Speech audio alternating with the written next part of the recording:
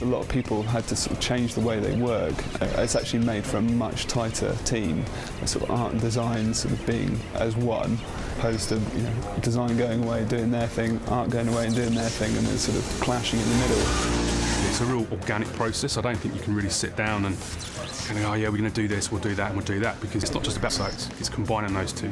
You hear a lot of developers now talk about an iterative design process, which just means you come up with an idea, you try and work it up a little bit, maybe you implement it, then you see it on screen, and then you look at it and go, this bit works, this bit doesn't, let's do more of the stuff that does work. We want to come up with environments that would offer up the best opportunities for construction. We chose our environments so that they could support a lot of great power play moments.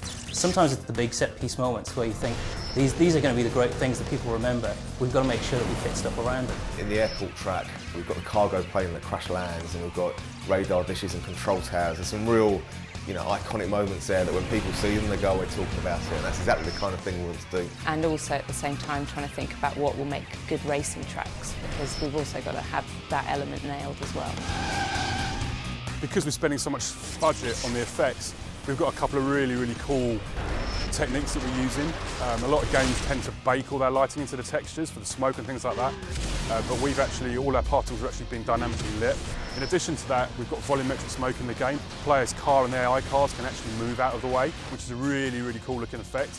But it's also really good from a gameplay perspective, because you can fill a whole warehouse or tunnel with smoke. The player can't see where they're going, but if the AI cars are in front of them, they can part it out of the way, and suddenly you've got a whole new dynamic going on.